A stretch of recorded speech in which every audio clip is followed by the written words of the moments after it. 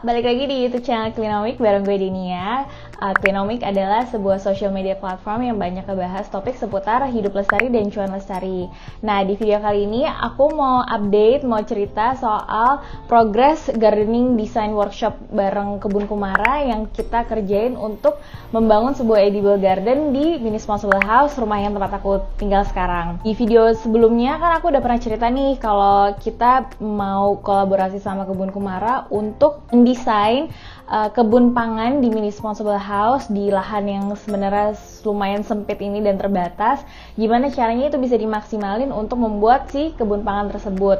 Di video sebelumnya aku udah ceritakan kayak persiapannya tuh kayak apa, aku briefing sama mereka, terus aku bikin gambar ukuran awal rumah ini seperti apa, terus ngobrol sama mereka aku maunya seperti apa. Nah, kemarin timnya Kebun Kumara udah datang ke rumah dan kita menyelenggarakan si workshop itu. Jadi the way it works, si gardening design workshopnya ini adalah si timnya Kebun Kumara nanti datang ke rumah kalian.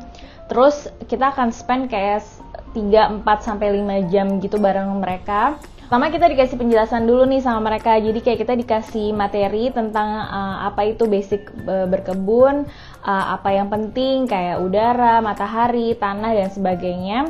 Terus kemudian masuk ke proses desainnya itu sendiri bareng sama mereka dan tim landscape-nya. Jadi Kebun Kumara tuh punya special team yang emang ahli di bidang landscaping untuk datang ke rumah kita dan langsung lihat on the spot space-nya tuh seperti apa. Baru habis itu kita nanti dikasih list kayak tanaman-tanaman pangan yang bisa direkomendasikan untuk ditanam di sini.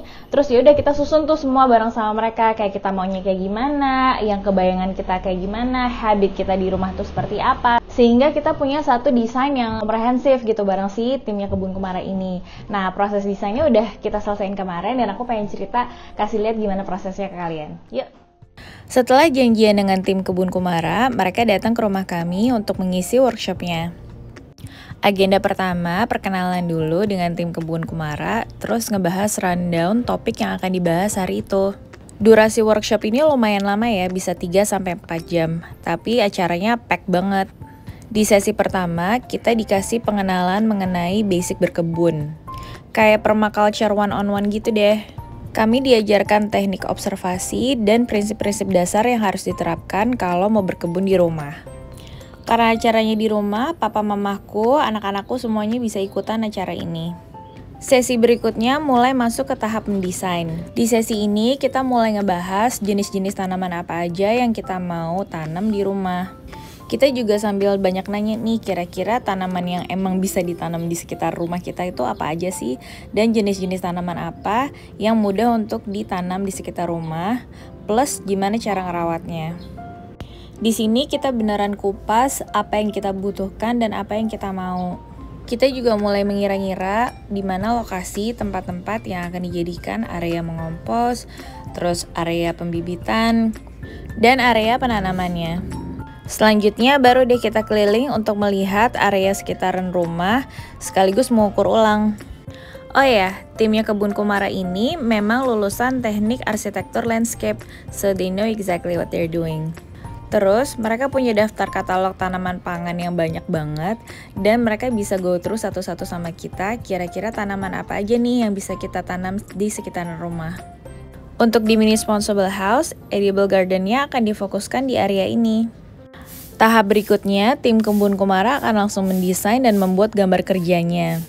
Gambar kerja ini udah lumayan lengkap dan sudah memuat desain yang bisa nanti kita pakai sendiri kalaupun nanti proses konstruksinya tidak sama Kebun Kumara. Setelah gambar desain ini selesai, mereka mempresentasikan desainnya ke kami sambil kita juga nanya-nanya kalau ada hal-hal yang belum jelas. Gambar desain ini sudah memuat bentuk landscape yang direkomendasikan oleh tim Kebun Kumara. Berikut jenis-jenis tanaman yang akan ditanam di setiap bagian-bagian dari edible garden tersebut.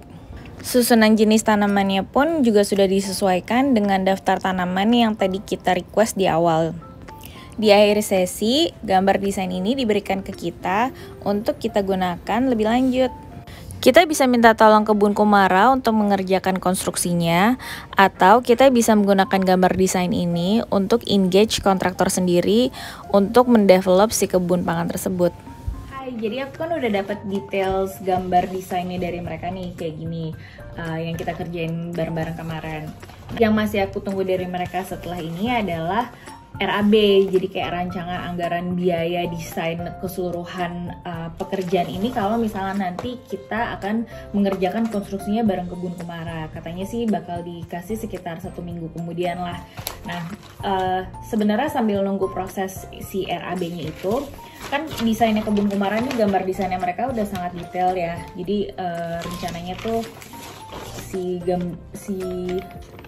raised bednya bakal seperti ini. Nah, sambil nunggu RAB dari mereka, ada beberapa item-item yang kayaknya aku bisa mulai kerjain sendiri nih sekarang. Kami disaranin oleh tim Kebun Kumara untuk punya tempat khusus untuk naruh penyemayan atau pembibitan. Aku emang udah lama kepikiran pengen naruh semacam lemari besi sih di area ini. Setelah browsing-browsing, akhirnya nemu nih satu lemari yang ukurannya pas banget dan cocok untuk ditaruh di situ. Harganya juga lumayan nih, 300 ribuan. Setelah beres dipasang, kita langsung rapi-rapiin area ini dan mindahin sementara tanaman-tanaman yang ada di balkon ini.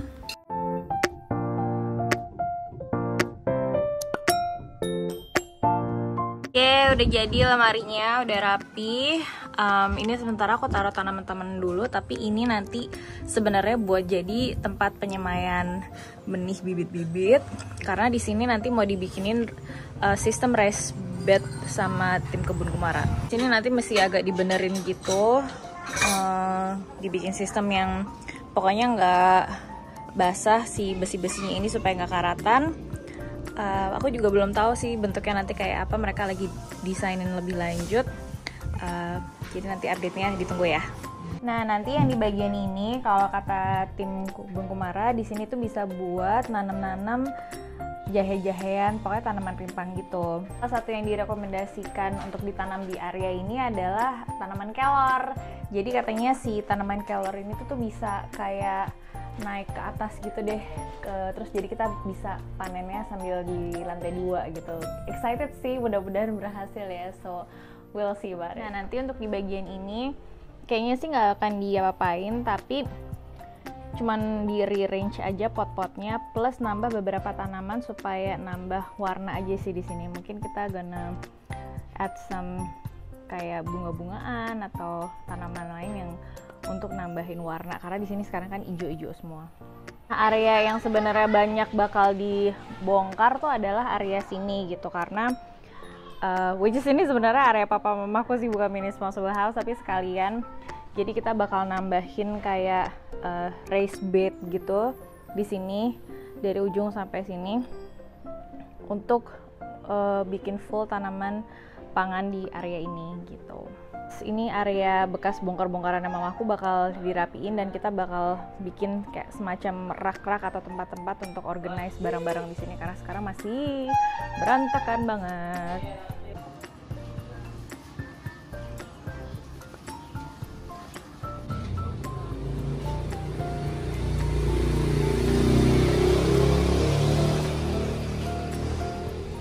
Nah, ini tanamannya udah dipangkas kan. Kemarin kita udah nanya sama tim Kebun Kumara, ini kalau misalnya dipangkas papa nggak sih gitu.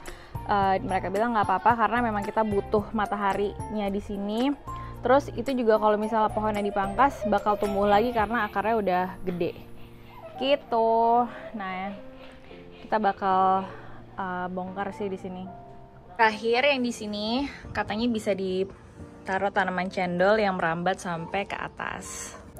Itu dulu update dan progres dari proses gardening design workshop bareng Kebun Kumara. Aku gak sabar banget untuk mengimplementasikan semua desain yang udah kita kerjain bareng sama mereka. Nanti kita update lagi di video berikutnya kalau proses konstruksinya udah mulai dan hasil akhirnya kayak apa. Ditungguin ya, bye!